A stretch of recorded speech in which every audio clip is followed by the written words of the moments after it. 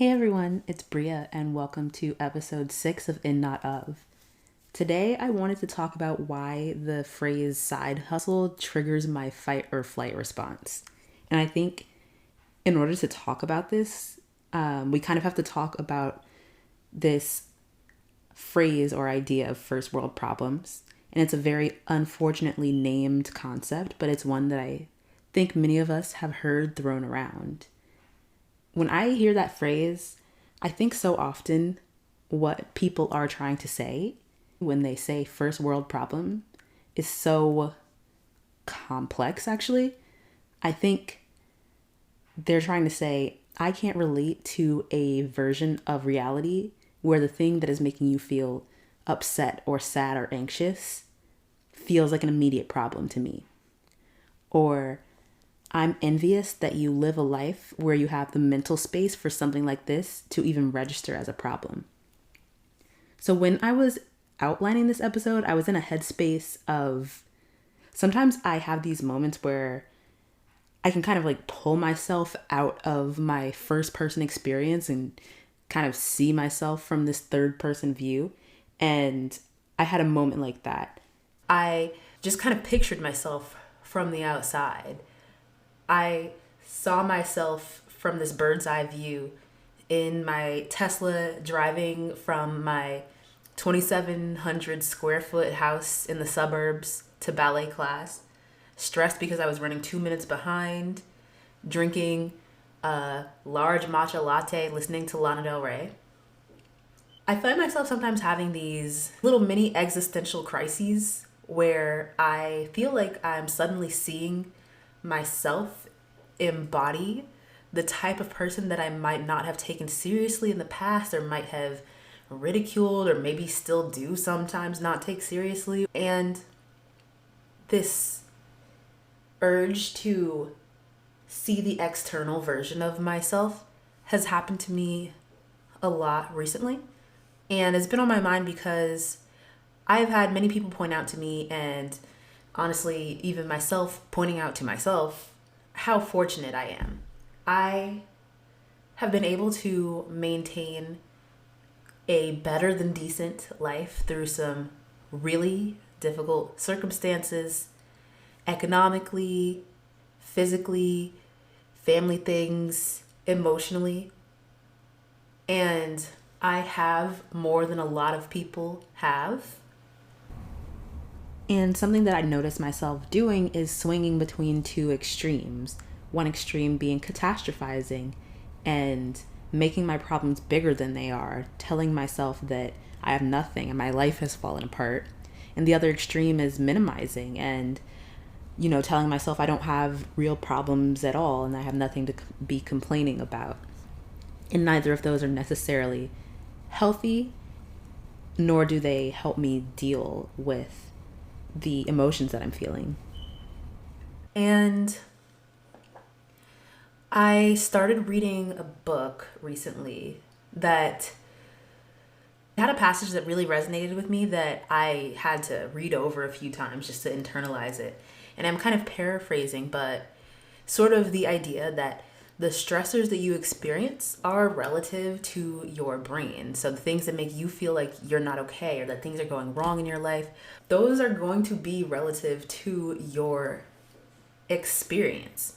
And if you've already set or had somebody through fortune or luck or who you were born to set a standard, a very high baseline standard for you, then the things that feel like a threat to your quote unquote stable lifestyle might feel different than they would feel to somebody else. And that has been something that I'm really trying to wrestle with. I think as much as we can sit around and say, well, other people have it worse. There's somebody somewhere dragging a pail 2 miles to get fresh water and then bringing it back. Like, okay, what are we going to do with that though? What are we going to do with that information? Because if we're just going to use it to tell ourselves not to feel emotions, not to be upset when seemingly minor things happen to us. That's not actually going to work, because we are still going to get upset because we are still human. Reading that passage in the book really helped me kind of take a step back and acknowledge that intellectually, logically, the prefrontal cortex part of our brain does know, yes, somewhere someone doesn't have fresh water, and I am upset about my car payment. But we still have our lower brain, like our animal part of our brain, that is going to react to stimuli. And we don't want to think about the animal part of our brain, but in reality, all of the parts of us are helping to keep us alive. And yeah, we're not always going to like the animal parts of our brain, and sometimes they're not going to be good for us. Yes, the animal parts of our brain are probably responsible for us making snap judgments and reacting rather than responding and being quick to anger. And we don't like that. But I don't think that we have to treat this part of ourselves as something that we have to fully get rid of. We look at, all these wild animals in the world who have utilized the animal parts of their brains to survive millions of years and keep reproducing and keep their species from dying out. Whether we apply any value judgment at all to these lower parts of our brain, it does not change the fact that scientifically they're just still there. And our brains aren't going to evolve or change into these supercomputers in our lifetimes. The brain that we have is the brain that we have. So what are we going to do with it? The fact is, we are still going to have our own interpretations that are sometimes useful and sometimes not, of what is scary, what is unfamiliar, what is something that we don't want. We get used to our lifestyles and we get used to what we know. It's going to happen that the things that we see other people reaching for, complaining about, or saying aren't enough are not always going to line up with the things that we think are not enough or too much or just right. I think that the way that this comes back to the topic that I wanted to talk about is sometimes I feel like I have judgments of others that are truly coming from a space of judgment of myself. I think it's part of what inhibited me from starting this podcast in the first place for a little while. I feel like I have some baggage, and I feel like I have this desire to psychoanalyze other people's motivations for things, and specifically other women's motivations. And I think a lot of the time that manifests in me taking sort of a judgmental attitude toward the idea of side hustles or side businesses or the urge to be entrepreneurial. I've noticed this most intensely when I am comparing my lifestyle to white women, but it's been a theme for me for at least 5 years. It's not exclusively when I'm comparing my lifestyle or my choices to white women, but I feel it more intensely in those cases. And I think my knee-jerk reaction has often been to, see somebody with their side business where they're crocheting little stuffed animals and selling them on Etsy, or cross-stitching sassy sayings and putting them on their Shopify site. Even the language that I'm using right now, I think indicates a little bit of the dismissiveness with which I tend to look at these endeavors. And I have always had a complicated relationship with the idea of side hustles.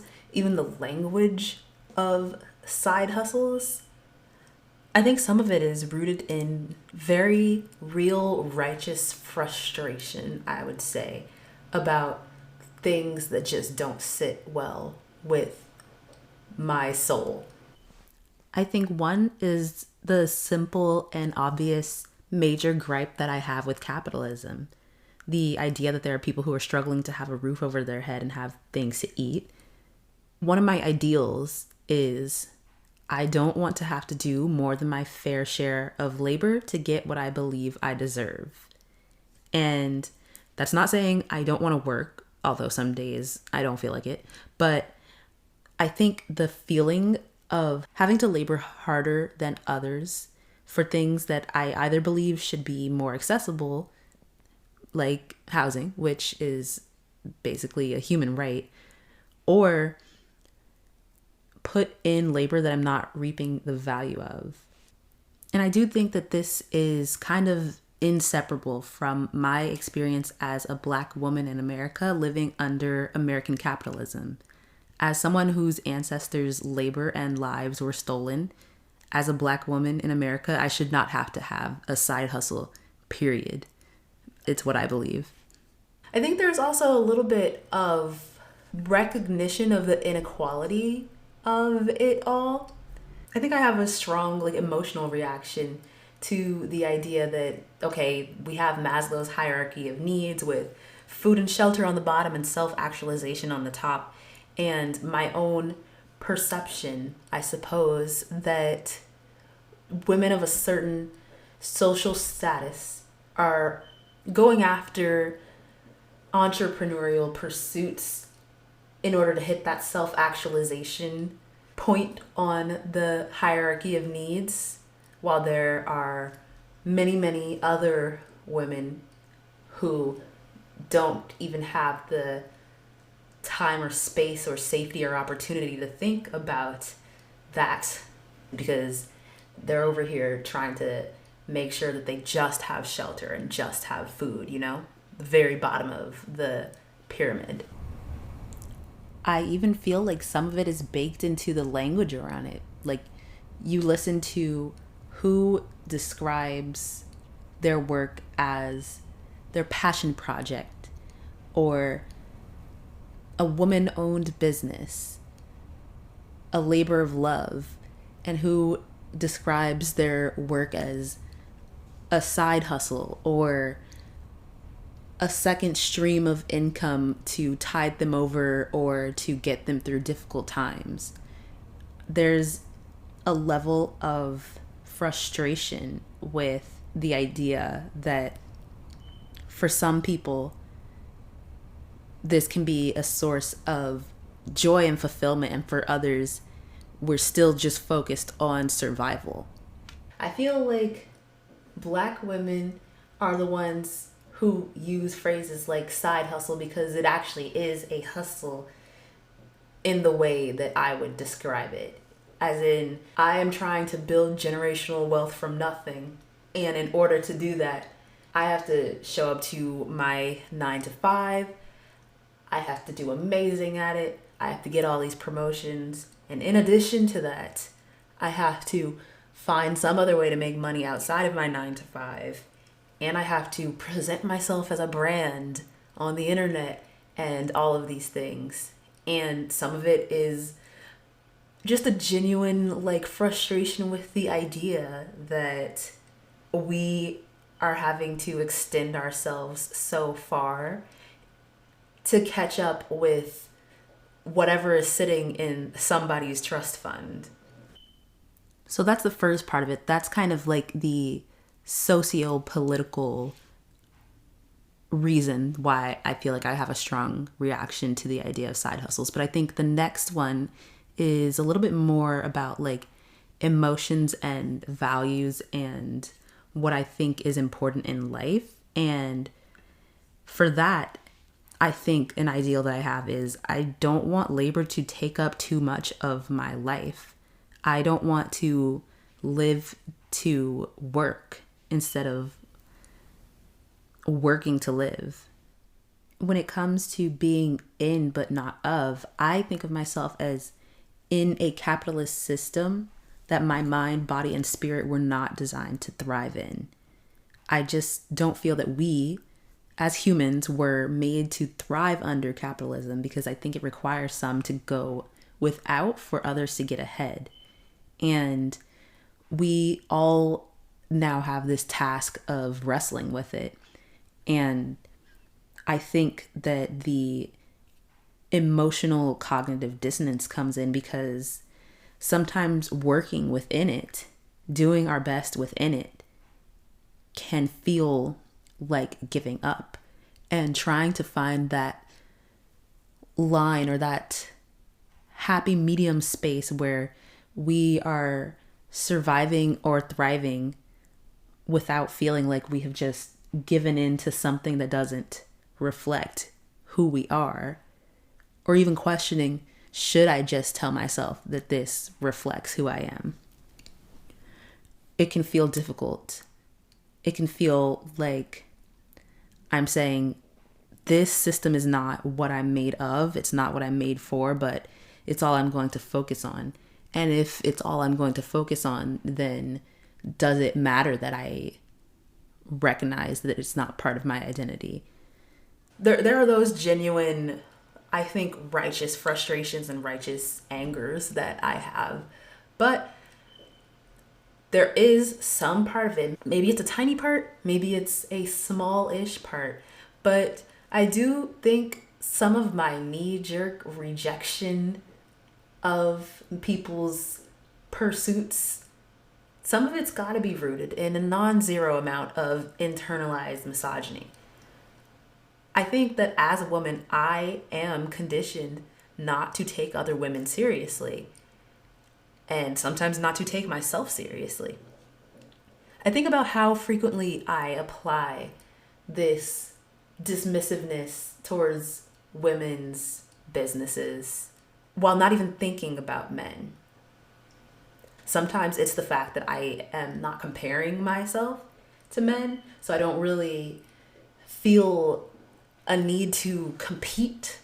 But also, I think sometimes it stems from a certain level of expectation that this is as good as it's going to get from them. If they're not being introspective about whether their business adds value to the world, or whether they have intrinsic or extrinsic motivation, or whether their business is supposed to bring joy or mean something bigger than money, I sort of just hold them to that low bar already, I guess. But then when it comes to women, I expect us to have these noble reasons for why we would want to start a business, and why it's important, and what we want to achieve, how we want to contribute to the community, what does it mean in the grand scheme of things. In a way, it's sort of letting men off the hook, but in another way, I almost feel like it's responding as designed to a messed up system. It's sort of a double-edged sword of expecting women to leave more room in our lives for self-care and community care and creating meaning and joy, which by nature means I'm expecting men not to make the necessary space in their lives for the same things. And there's kind of an inherent sort of nihilism in it, because if I'm not holding men to this same standard where I expect their work to uplift the community and really mean something and be personally and professionally fulfilling and add value, if I'm only holding a little over half of us to that standard, then nothing ever really changes, right? The high hopes, but also the high expectations that I have for humanity need to be applied to more than just the segment of humanity that I relate to the most. I've been trying to parse out the difference between the standard that I hold myself to and the standard that I hold others to. I've also been trying to parse out the difference between the minimum standard of what I expect from myself and from the life that I'm trying to build, and the minimum standard of just survival, because those are different things.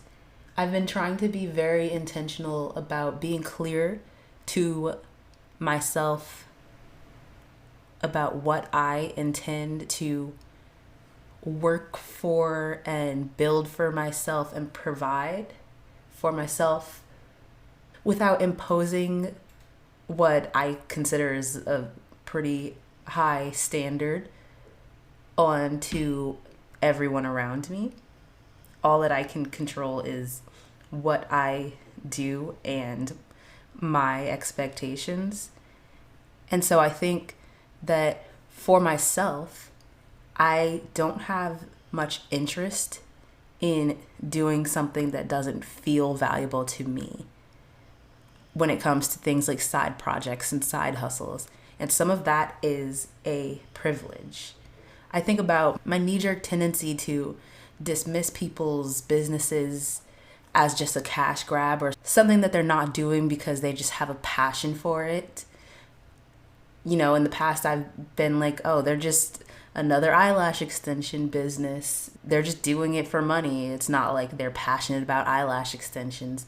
But then I think about what a ridiculous standard it is to hold people to the idea that you need to be passionate about the eyelash extension industry. Like, maybe some people are, but a whole lot of other people are not. But installing eyelash extensions helps them make money that pays for their kid's tutor, or it helps them make money to save for a down payment on a home. And is that not also valid? Coming to the conclusion that under capitalism, I need to make this amount of money to provide this lifestyle for me, or for me and my partner, for me and my children. And to do that, I'm going to go into a certain business in order to make enough money. And why would that not be a worthwhile goal in itself? I also think this relates to how in tech, and specifically in my field in tech with design, there is often, I think that sometimes people feel a need to perform a certain level of, I would do this if I didn't get paid at all. And not everybody would do it if they didn't get paid at all. And that's okay, because they would still need housing and food and health care. Something that I notice is that I feel like people find it really easy to judge someone's pursuit of something when they already have an abundance of that resource. I think that it's really easy for people who already have enough money or financial security to judge people for being motivated by money or the pursuit of financial security. And related to that, I also think that it's easy for people for whom the corporate world has worked well for them and provided what they need. For people who have been able to thrive and be accepted or gain some level of acceptance in the traditional path of a 9 to 5 to, for me, I'll speak for myself, to kind of roll my eyes at what I see as this obsessive pursuit of entrepreneurship, because so far in my life, I have not had to rely on it. And I have been able to meet much more than my basic needs through the path of a traditional 9 to 5. It's just not necessarily my place to judge, are you passionate enough about something to justify doing it for money? And my urge to do that with people's side businesses is probably also symptomatic of the urge to do that with people's career choices. And I think sometimes that's where the idea of these so-called first world problems comes in. I feel like in particular for my social class, my generation is the first to have this idea that work needs to be personally fulfilling in the first place. And For a lot of people, work is a thing to do to earn money. I've heard a lot of people talk about the difference between how some people live to work and others work to live. And I've heard people say that Americans are more of the former. Like, we introduce ourselves at parties by talking about what we do for a living, and that's less so the case in other places around the world. I find myself both generationally and in terms of social class, and sometimes just based on who I'm talking to, kind of caught between two different conceptions of the purpose of work and the value of work.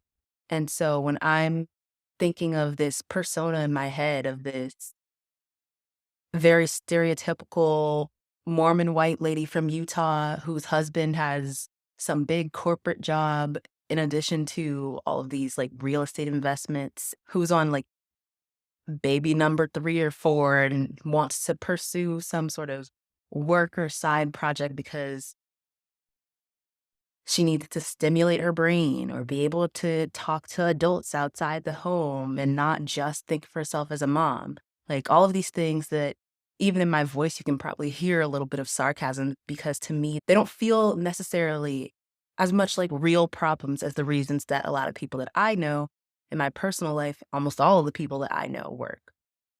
And so it's easy for me to approach that topic with a certain level of like, oh, that's cute. You want to cross stitch so that you can feel something. But I think that for every person who fits that persona that I am looking at and not taking seriously or thinking that their problems aren't real, there's probably somebody else somewhere who is looking at my attitude towards work and my career and thinking you just go to a job, you clock in, you come home, and you pay the PG&E bill. That's what you do. I think about early into my career that feeling of being caught in between different stories about what work is supposed to mean. And kind of complaining to my parents about how I felt like I wasn't on track for a promotion fast enough, and how at my first ever corporate job, I was making a certain amount of money, but I wanted to be making more money, and how I wanted to be taken more seriously in these like boardrooms. Things that at my age, my parents probably weren't thinking about in the exact same way. I was 22, 23. When my parents were 22 and 23, I think that they were working retail. I'm going to do the math. Yeah, I think my dad was still working his way through the end of college.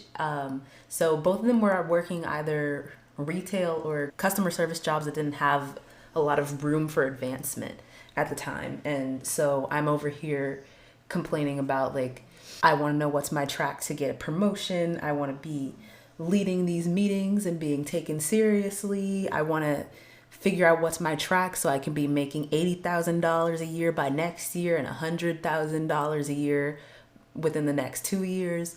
And to them, I feel like there was a little bit of like, you have a good job, which makes sense. Everyone is referencing what they know and what feels like a reasonable expectation for them.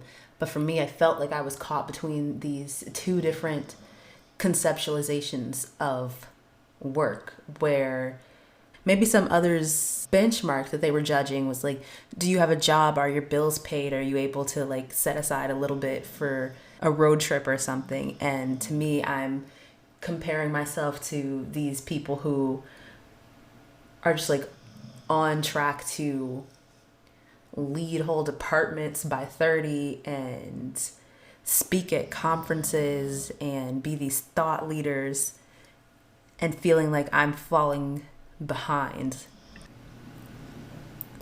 The point of this episode is not for me to come to the conclusion of if you see value in it, I see value in it. Because I don't, not necessarily. Like, this episode is not me saying, well, I'm just going to support your shop where you sell crocheted Stanley Cup cozies with Friends quotes on it. Because I don't care about that. Me, myself, personally. It would be inauthentic for me to pretend that I do. It's more for me to acknowledge that, I don't have to see the same value in everything that other people do. I don't have to value things in the same way. And also, I can hold myself to a standard in this particular moment with the privileges that I have. I can hold myself to a standard of only wanting to put energy into things that are truly meaningful to me and I feel like they're putting value into the world. And I can also acknowledge I don't have to be excited about something just because it's a women-owned business. And I also don't have to be excited about everything in general. I guess an example might be like real estate investment for the purposes of renting out buildings for high profit in certain cities. I don't necessarily like it. And I don't have to like it if it's run by a white man. I also don't have to like it if it's run by a white woman. I don't have to like it if it's run by a black woman. If I don't believe that it's a net positive for the world and I don't believe that it's doing something good for the world, I can release myself from, I guess, the internal or external pressure to be excited about it and try and convince myself that this is a good thing. I think a lot of negative emotions come up from the cognitive dissonance when you're trying to tell yourself, if this thing that I don't necessarily like gets me ahead or gets us ahead, then it's a good thing. And one, I think it requires you to make this leap in categorization of a thing as wholly good or wholly bad, first of all. But also, if you are trying to convince yourself that you believe something, that can be difficult. Maybe you don't believe it, and maybe that's okay. And it's also okay to not have a take on whether something is good or bad yet, or for your decision on what is a good or bad choice for you in your life to evolve and change over time.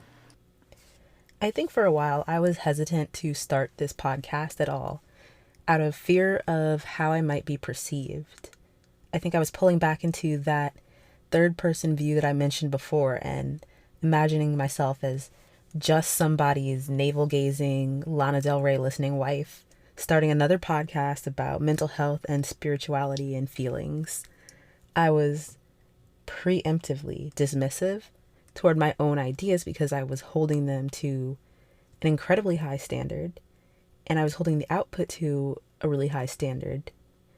I didn't want people to look at me and think, oh, that's cute. She wants people to take her seriously and think she's smart.